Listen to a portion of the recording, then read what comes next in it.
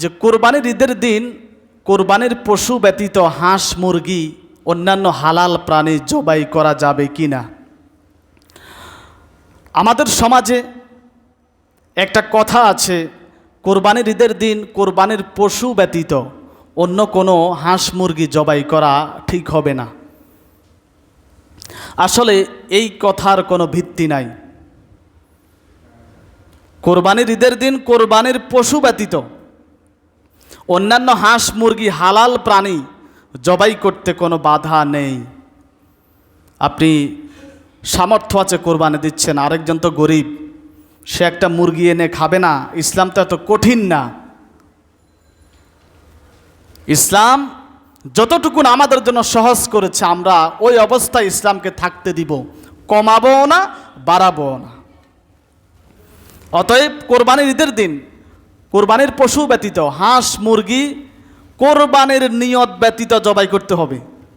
আবার হাঁস মুরগি জবাই করতে গেলে যদি কোরবানির নিয়ত করেন তাহলে কিন্তু হবে না। কোরবানির নিয়ত ব্যতীত হাঁস মুরগি অন্যান্য হালাল প্রাণী জবাই করে খেতে কোনো বাধা নেই। 2 নাম্বার, খাসি ছাগল দিয়ে কোরবান করা যাবে কিনা, এখানেও সমস্যা। একদল আলেম আছে, তারা বলে বলদ বা খাসি দিয়ে কোরবানি করা জায়েজ হবে না। আছে, এই কথার কোনো ভিত্তি নাই। ইবনু মাজার হাদিস, নবী করিম সাল্লাল্লাহু আলাইহি ওয়াসাল্লাম তিনি নিজে খাসি ছাগল দিয়ে কোরবান করেছেন। সুবহানাল্লাহ। এখন যারা বলে জায়েজ নাই, তারা একটা কথা বলে যে খাসি করা এটা একটা খুঁত। খাসি করা কি? এই গ্লাসটা আটকায় দেন। আর কোরবানির জন্য নিখুঁত প্রাণী লাগে, এটা তাদের দলিল। অথচ খাসি করা এটা খুঁত না। যদি খাসিওয়ালা প্রাণী খুঁত হতো, নবীজি কি এমন খুঁতওয়ালা প্রাণী দিয়ে কোরবান দিতেন? বুখারী শরীফের ভাষ্যকার আল্লামা ইবনু হাজার আসকালানি রহমাতুল্লাহ আলাইহি তিনি লিখেছেন, অনেকে খাসি করাকে খুঁত মনে করে, এই খাসি ছাগল দিয়ে প্রাণী দিয়ে কোরবান করতে চায় না। এটা ঠিক নয়। কারণ খাসি করার মাধ্যমে ওই প্রাণীর গোশত রুচিকর এবং সুস্বাদু হয়, ওই প্রাণীর গোশত থেকে দুর্গন্ধ দূর হয়ে যায়। অতএব খাসি ছাগল আর বলদ দিয়ে কোরবান দিতে কোনো বাধা নাই। 3 নাম্বার, আরেকটা মাসআলা, ঈদের নামাজের আগে কোরবানি করা। কোরবানির সময় শুরু হয় ঈদের নামাজের পর থেকে। কেউ যদি ঈদের নামাজের আগে কোরবানি করে তার কোরবানি হবে না। নবীজির একটি হাদিস, সাল্লান নাবিয়্যু সাল্লাল্লাহু আলাইহি ওয়াসাল্লাম ইয়াউমান নাহরি সুম্মা খতবা সুম্মা যাবাহা। আল্লাহর হাবিব ঈদের দিন সর্বপ্রথম ঈদের নামাজ পড়তেন। ঈদের নামাজের পরে তিনি খুতবা দিতেন, খুতবার পরে তিনি জবাই শুরু করতেন। সুবহানাল্লাহ। অতএব যে ব্যক্তি ঈদের নামাজের আগে কোরবানি করে ফেলে তাকে ওই জবাইয়ের স্থলে আরেকটা পশু জবাই করতে হবে, অন্যথায় তার কোরবানি বাতিল হবে। আরেকটি হাদিসে রাসূল বলেছেন, যে ব্যক্তি ঈদের নামাজ পড়ল, এরপরে খুতবা শুনলো বা খুতবা দিল, তারপরে জবাইয়ের কাজ আরম্ভ করলো, সে যেন আমি নবীর নিয়মেই কোরবান করলো। এর বিপরীত যে ব্যক্তি করবে এটা কোরবান হবে না, এটা গোশত খাওয়া হবে। অতএব ঈদের নামাজের আগে যদি কেউ কোরবানি করে ফেলে তার কোরবানি হবে না, ওই জবাইয়ের স্থলে আরেকটা পশু কোরবানি করতে হবে। কোন কোন প্রাণী দিয়ে কোরবানি করা যাবে? মোট 6টা প্রাণী আছে। এই 6টা প্রাণী দিয়ে কোরবানি করা জায়েজ। এর বাহিরে কোনো প্রাণী দিয়ে কোরবানি করা যাবে না। 1 নম্বরে ওঁট, 2 নম্বরে গরু, 3 নম্বরে মহিষ, 4 নম্বরে ভেড়া, 5 নম্বরে দুম্বা, 6 নম্বরে ছাগল বা বকরি। এই 6টি প্রাণী দিয়ে কোরবানি করা যাবে।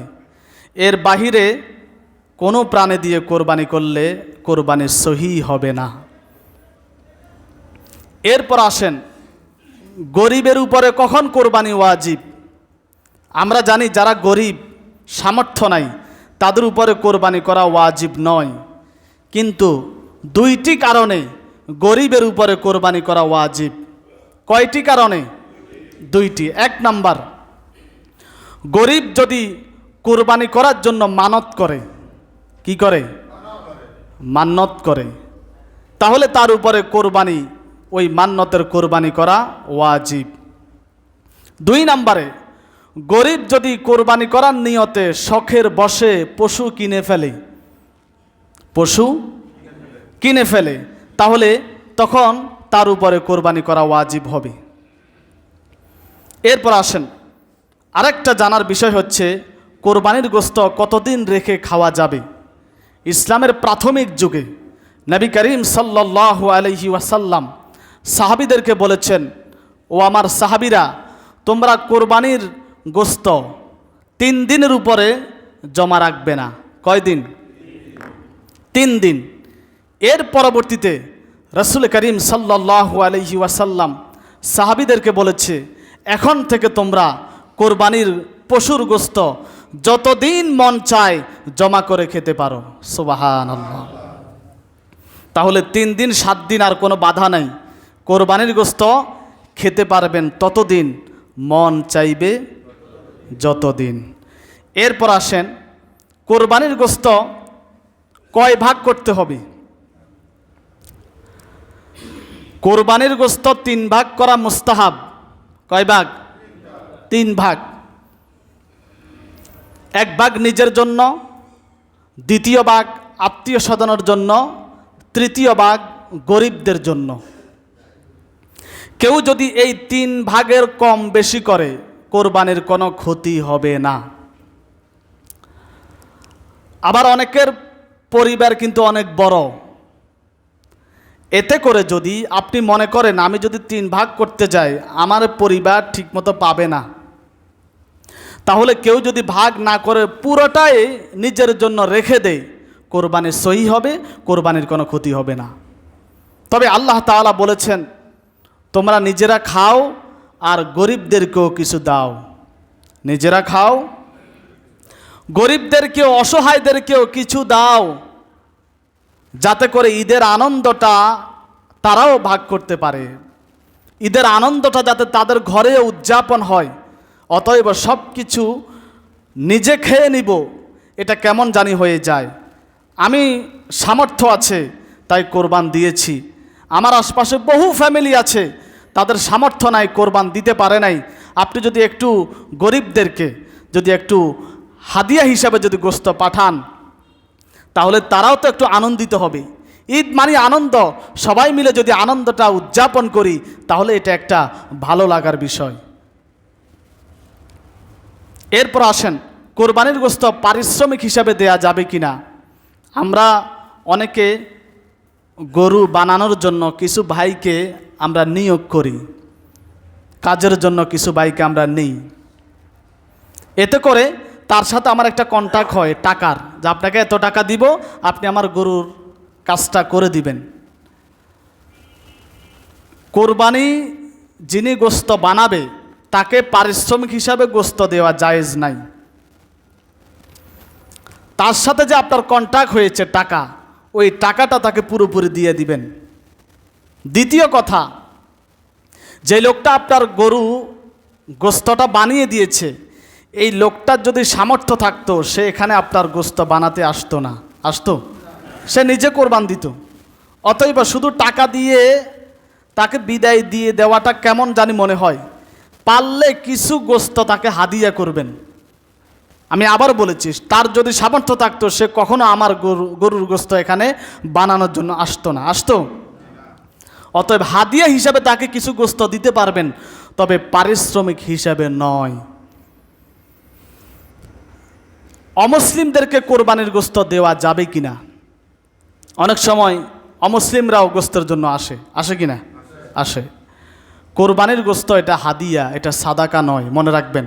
সাদাকা অমুসলিমদেরকে দেয়া যাবে না, আর হাদিয়া মুসলমান অমুসলমান সবাইকে দিতে পারবেন। অতএব কোরবানির এই গোশতটা এটা সাদাকা নয়, এটা হাদিয়া। হাদিয়া অমুসলিমদেরকে দিতে কোনো বাধা নেই ইনশাআল্লাহ। এরপর আসেন কোরবানির টাকা কোরবানি না করে সাদাকা করে দেওয়া। এই কথাটা আমি মনে হয় গত জুমায় বলেছি। একটা কথা মাথায় রাখবেন, কোরবানি শব্দের অর্থ হচ্ছে রক্ত প্রবাহিত করা। কোরবানি অর্থ কি? সবাই বলেন, কোরবানি শব্দের অর্থ কি? পশুর রক্ত প্রবাহিত করা। তো সাদাকা করলে তো আর পশুর রক্ত প্রবাহিত হলো না। নবীজি হাদিসে বলেছেন, আদম সন্তান ঈদুল আজহার দিনে যত নেক কাজ করে, যত ভালো কাজ করে, আল্লাহর কাছে একটা নেক কাজ অনেক দামি, সেটা হচ্ছে পশুর রক্ত প্রবাহিত করা। এখন আপনি যদি কোনো সুশীলের কথায় কান দিয়ে কোরবানি না করে সাদাকা করে দেন, তাহলে এটা সাদাকা হলো, পশুর রক্ত প্রবাহিত হলো না, আপনার উপরে ওয়াজিবটা আদায় হলো না। অতএব কোরবানির টাকা দিয়ে কোরবানিয়ে দিতে হবে। সাদাকা দিলে সওয়াব পাবেন, কোরবানি আদায় হবে না, ওয়াজিব তরক হবে, গুনাহগার হবেন। এরপর আসেন নাবালেগ ব্যক্তির উপরে কোরবানি ওয়াজিব কিনা। আমাদের সমাজে বহু নাবালেগ আছে, ধন সম্পদের তাদের কোনো অভাব নাই। যত ধন সম্পদ থাকুক, নাবালেগ ব্যক্তি সামর্থ্য থাকলেও তার উপরে কোরবানি ওয়াজিব নয়। কেউ যদি দেয় সেটা ভিন্ন কথা, কিন্তু ওয়াজিব নয়। তদ্রূপ এমন ব্যক্তির উপরে কোরবানির সামর্থ্য আছে, ওয়াজিব, কিন্তু লোকটা সুস্থ মস্তিষ্ক সম্পন্ন নয়, অর্থাৎ পাগলের উপরে কোরবানি ওয়াজিব নয় যদি সে সামর্থ্যবানও হয়। কারণ কোরবানি ওয়াজিব হওয়ার জন্য কিছু শর্ত আছে, যেমন বালেগ হতে হবে। কি হতে হবে? বালেগ। এরপর সুস্থ মস্তিষ্ক হতে হবে। পাগলের উপরে শরীয়তের কোনো বিধান নাই। এরপর আসেন, কারোর উপরে কোরবানি ওয়াজিব ছিল, কিন্তু কোরবানির 3 দিন চলে গেছে, সে পশু কিনে নাই। এই লোকটার শরীয়তের বিধান কি? আরেকটি কথা হচ্ছে, কোরবানির পশু কিনেছে কিন্তু 3 দিন পার হয়ে গেছে, কোরবানি দেয় নাই। এই পশুটার ব্যাপারে বিধান কি? প্রথম প্রশ্নের জবাব হলো, কোনো ব্যক্তির উপরে কোরবানি ওয়াজিব, কিন্তু কোরবানির 3 দিন সে পশু কিনে নাই, 3 দিন চলে গেছে। এই লোকটার জন্য বিধান হচ্ছে, ওই 3 দিন চলে যাওয়ার পরে একটা তরতাজা ভালো একটা বকরির সমান টাকা সে সাদাকা করে দিতে হবে। একটা বকরির টাকা সাদাকা করে দিলে তার উপর থেকে কোরবানির ওয়াজিব আদায় হয়ে যাবে। আরেকটি বিষয় হচ্ছে, পশু কিনেছে কিন্তু কোরবানি করে নাই, 3 দিন পার হয়ে গেছে। এই লোকটার জন্য বিধান হচ্ছে, যেই পশুটা কোরবানির নিয়তে কিনেছে, ওই পশুটা পুরাটা সাদাকা করে দিতে হবে, নিজে খেতে পারবে না। এখন যদি জবাই করে ফেললে বিধান হচ্ছে, ওই কোরবানির পশুর গোশত পুরাটা ওজন করে সাদাকা করতে হবে। কি করে? ওজন করে। এখন এখানে দেখবেন, ওজন করে দেখার পরে, ধরেন আপনি ওজন করার পরে দেখলেন গরু কিনছেন 20,000 টাকা দিয়ে, একটা উদাহরণ আর কি, গরু কিনছেন কত? 20,000 টাকা দিয়ে, কিন্তু ওজন করে দেখলেন সব মিলিয়ে 18,000 টাকার হয়, আরও কয় হাজার টাকা শর্ট। ওই 2,000 টাকা পকেট থেকে দিয়ে মোট 20,000 টাকা সাদাকা করে দিতে হবে, অন্যথায় কোরবানির ওয়াজিব আদায় হবে না। এরপর আসেন, কোরবানির সাথে আকিকা দেয়া যাবে কিনা। অনেকে আছে আকিকার জন্য কোরবানি পর্যন্ত অপেক্ষা করে, আছে কিনা? আপনারা ভুল বুঝবেন না, আমি একটা হাদিস শোনাই। নবীজি বলেছেন, আনিল গোলামি শাতানি ওয়া আনিল গোলামি আনিল গোলামি শাতানি ওয়া আনিল জারিয়াতি শাতুন, তোমরা ছেলে হলে 2টি বকরি, মেয়ে হলে 1টি বকরি দিয়ে আকিকা করো। এই হাদিসে গরুর কথা আছে, তো গরু নিয়ে টানাটানি করেন কেন? আনিল গোলামি শাতানে ওয়া আনিল জারিয়াতি শাতুন, ছেলে হলে 2টি বকরি, মেয়ে হলে 1টি বকরি দিয়ে আকিকা করো। নবীজি আকিকার ক্ষেত্রে সুন্নত বলেছেন বকরি দিয়ে দেওয়া না গরু দিয়ে? বলেন, নবীজি আকিকার ক্ষেত্রে বলেছেন বকরি দিয়ে আকিকা দেওয়া সুন্নত, গরু দিয়ে আকিকা দেয়া জায়েজ। গরু দিয়ে আকিকা দেয়া কি? কেউ যদি দে আকিকা আদায় হয়ে যাবে, কিন্তু বকরি দিয়ে আকিকা দেয়া সুন্নত। এবার বলেন সুন্নত বড় না জায়েজ বড়? অবশ্যই সুন্নত বড়।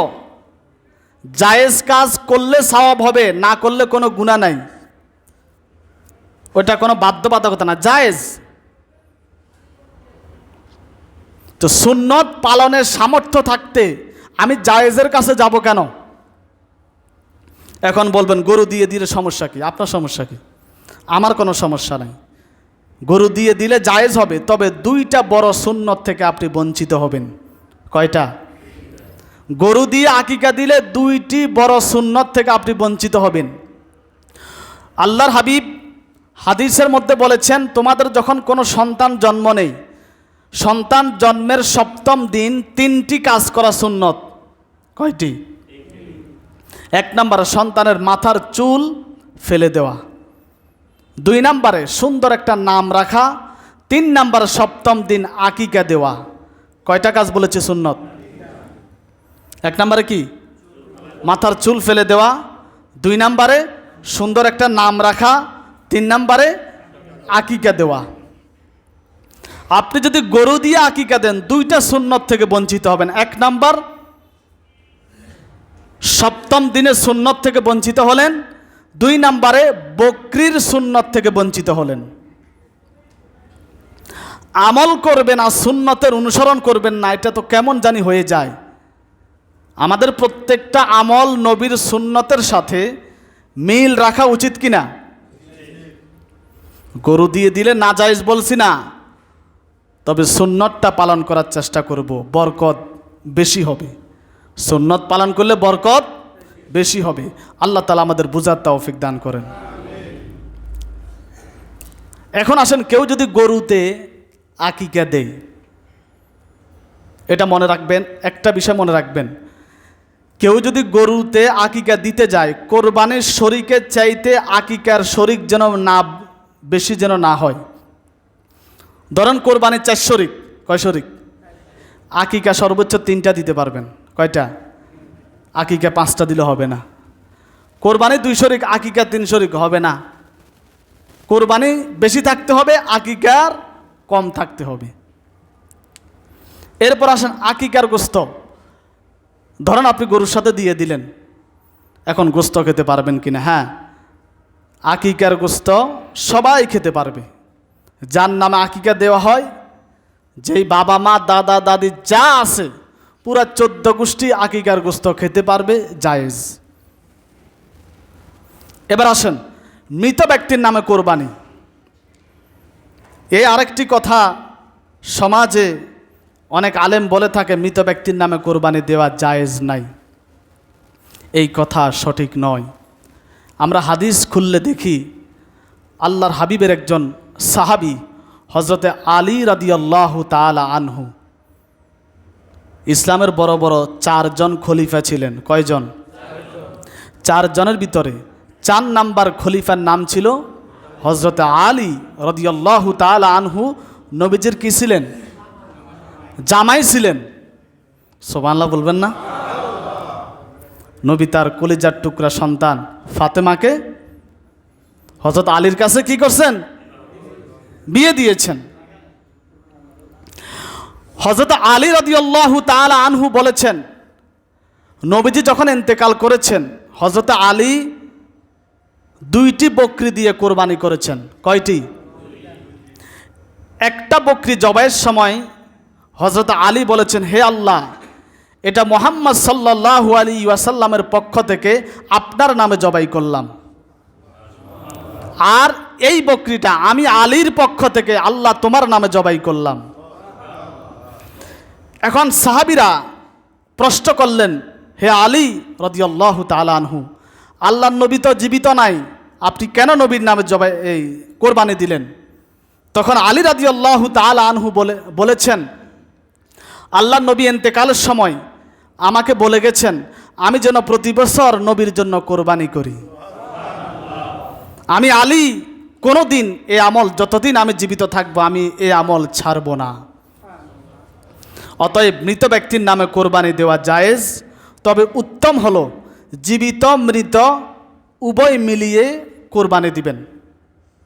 আর যদি মৃত ব্যক্তি ওসিয়ত করে যায় যে আমার নামে কোরবানি দিতে হবে, দিবে, তাহলে এই ওসিয়তের গোশত আপনি খেতে পারবেন না, এটা সাদাকা করে দিতে হবে। আর যদি স্বাভাবিক আপনি দিল থেকে আপনার বাপের নামে, মায়ের নামে, মৃত দাদা দাদির নামে যদি কোরবানি দেন, স্বাভাবিক, তারা কোনো ওসিয়ত করে যায় নাই, আমাকে বলেও যায় নাই, এই গোশত আপনি খেতে পারবেন। যদি বলে যায় ওই গোশত খাওয়া জায়েজ হবে না, এটা সাদাকা করে দিতে হবে। এরপর আসেন চামড়া বিক্রির বিধান। কোরবানি পশু চামড়া আছে না? চামড়ার ব্যাপারে একজন আলেম ইসহাক ইবনে মানসুর ইমাম আহমদ ইবনে হাম্বল রহমতুল্লাহ আলাইকে প্রশ্ন করেছেন, জুলুদুল আদাই মা ইউসনাউ বিহা। হে ইমাম আহমদ বিন হাম্বল, কোরবানির পশু জবাইয়ের পরে আমরা চামড়াটা কি করব? ইমামকে প্রশ্ন করেছে। তখন ইমাম আহমদ বিন হাম্বল রহমতুল্লাহি আলাই তিনি উত্তর দিয়েছেন, ক্বালা ইউনতাফাউ বিহা। তুমি চাইলে এই পশুর চামড়া নিজে ব্যবহার করতে পারো। তুমি চাইলে এই পশুর চামড়া শুকিয়ে জায়নামাজ বানিয়ে নামাজ পড়তে পারো। এই চামড়া শুকিয়ে পানির মশক বানিয়ে পানি পান করতে পারো। এই চামড়া দিয়ে তুমি জুতা বানিয়ে জুতা পরতে পারো।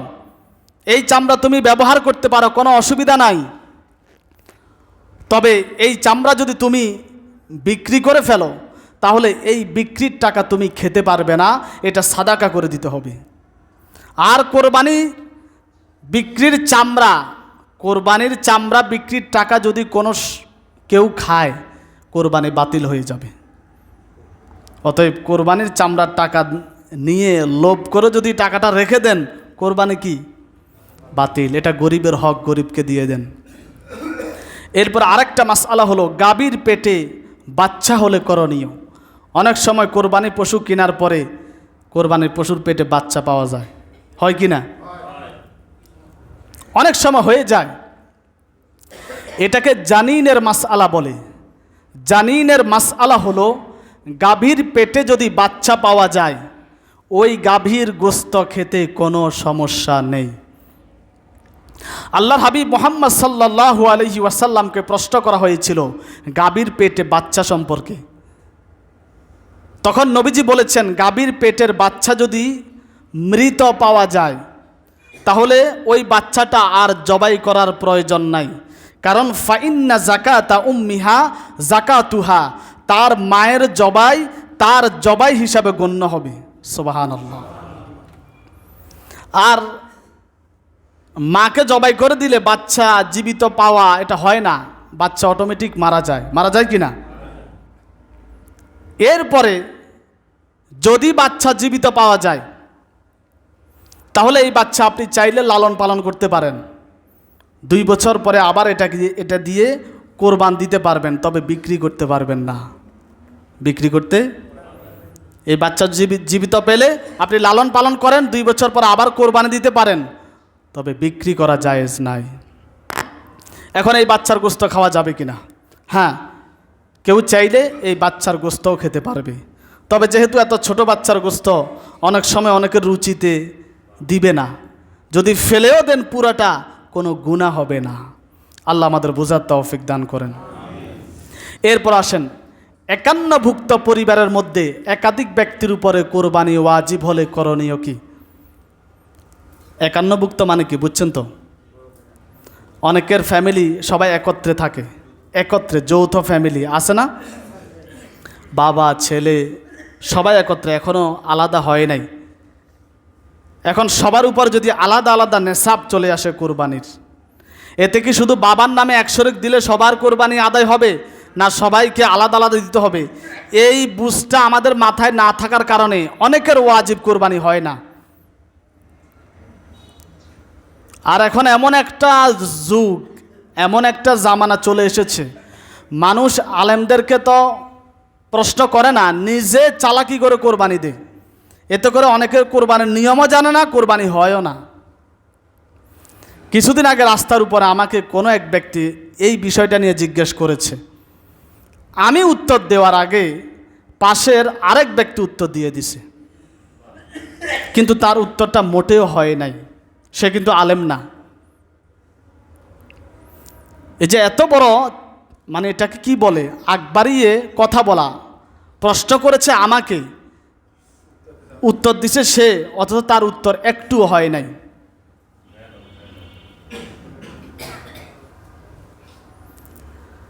একই যৌথ ফ্যামিলির মধ্যে যদি প্রত্যেক ব্যক্তির আলাদা আলাদা কোরবানি দেওয়ার নেশাব হয়ে যায়, তাহলে শুধু বাবার নামে কোরবানি দিলে, মায়ের নামে কোরবানি দিলে সবার ওয়াজিব আদায় হবে না। প্রত্যেককেই আলাদা আলাদা কোরবানি দিতে হবে, সেটা যৌথ ফ্যামিলি হোক আর আলাদা হোক। আচ্ছা, আপনার নামাজ যদি আরেকজনে পড়ে দেয়, আপনার উপরের নামাজের ফরজ আদায় হবে? নামাজের ফরজ আদায় করার জন্য আপনার নামাজ আপনাকেই পড়তে হবে। আপনার ওয়াজিব কোরবানি যদি আরেকজনে আদায় করে দেয়, আরেকজনের উপর দিয়ে দেন, আদায় হবে না। অতএব যৌথ ফ্যামিলির মধ্যে যাদের কোরবানির নেশাব চলে এসেছে, সেটা যদি যৌথ ফ্যামিলি হয়, প্রত্যেককে আলাদা আলাদা নামে কোরবান দিতে হবে। এতে একটা সুবিধা আছে, ধরেন ঘরের মধ্যে বাবা, সেও নেশাবের মালিক, সন্তান 4 জন 5 জন, তারাও নেশাবের মালিক। এতে একটা সুবিধা আছে, একটা পশু কিনে যারা নেশাবের মালিক প্রত্যেকে স্ব ওই পশুতে শরীকের নাম দিয়ে কোরবানি করলে সবার কোরবানি আদায় হয়ে যাবে। কিন্তু শুধু বাবার নামে কোরবানি দিলে সবার ওয়াজিব আদায় হবে না। মুসাফিরের জন্য কোরবানি, যে ব্যক্তি কোরবানির দিনগুলোতে সফরে আছে, মুসাফির, অর্থাৎ 48 মাইল বা 78 কিলোমিটার দূরে যাওয়ার জন্য ঘর থেকে বেরিয়েছে, এলাকা ছেড়েছে, এমন মুসাফিরের উপরে কোরবানি ওয়াজিব নয়। এরপর কোরবানির সময়সীমা, কোরবানির সময়সীমা হচ্ছে 10 তারিখ, 10 জিলহজ থেকে 12 জিলহজ সূর্যাস্তের আগ পর্যন্ত, এই 3 দিন কোরবান করা যাবে। তবে উত্তম হচ্ছে প্রথম দিন কোরবান করা, এরপর উত্তম হচ্ছে দ্বিতীয় দিন কোরবান করা, এরপর উত্তম হচ্ছে তৃতীয় দিন কোরবানি করা। আসেন, রাতে কোরবানি করা, রাতে কোরবানি করা জায়েজ আছে, তবে পর্যাপ্ত আলোর ব্যবস্থা থাকতে হবে। পর্যাপ্ত আলোর ব্যবস্থা থাকলে রাতে কোরবানি করা জায়েজ, তবে উত্তম হচ্ছে দিনে কোরবানি করা। এরপর আসেন কোরবানির পশুর বয়স সীমা। আল্লাহর হাবিব একটা হাদিসে বলেছেন, লা তাযবাহু ইল্লা মুসিন্না, তোমরা মুসিন্না ব্যতীত কোরবানির পশু জবাই করো না, কোরবানি করিও না। মুসিন্না মানে কোরবানির পশুর বয়স সীমা দেখার আগে কোরবানির পশু জবাই করিও না।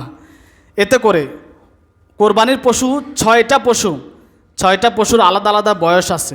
যেমন ওটের ক্ষেত্রে 5 বছর, ওটের বয়স সীমা কত? গরু আর মহিষ 2 বছর, গরু আর মহিষ 2 বছর, এর কমে কোরবান দিলে হবে না।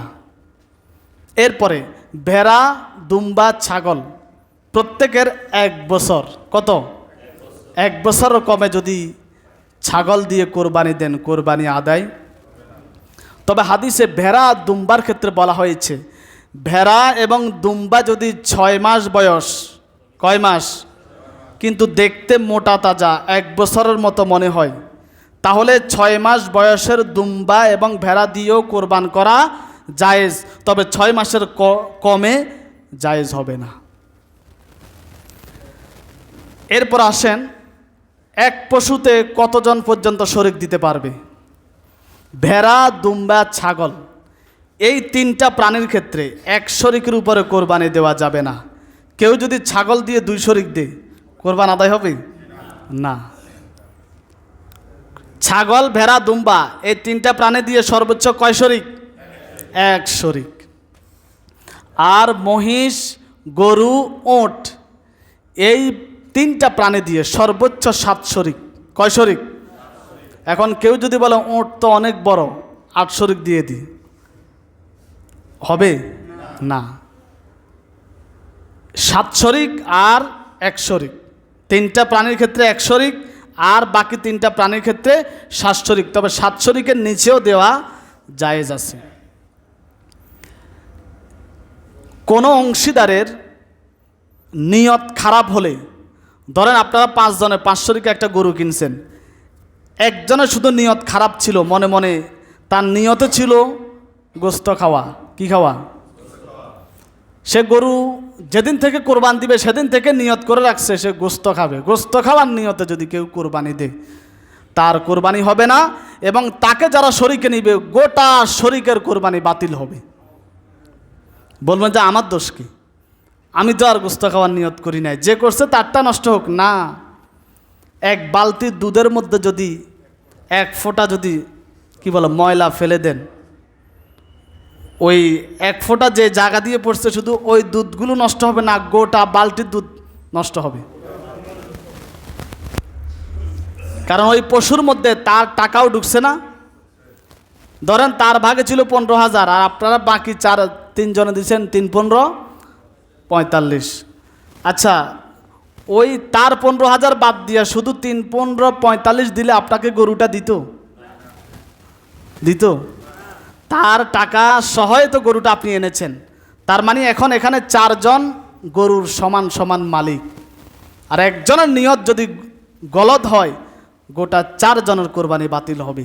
এর জন্য যারা শরিকদার নেবেন খুব দেখে শুনে নিয়েন, একটু নামাজি দেখে, ভালো মানুষ দেখে, কামাই রুজি রোজগার ভালো কিনা একটু দেখে নিয়েন।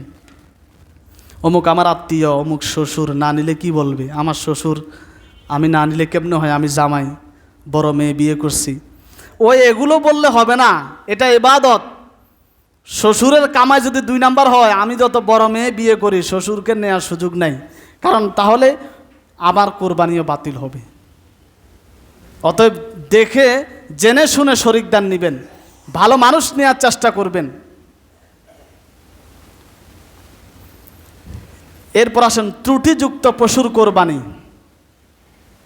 যেই পশু এত দুর্বল, জবাইয়ের স্থান পর্যন্ত হেঁটে যেতে পারে না, ওই পশু দিয়ে কোরবান করলে কোরবানি হবে না।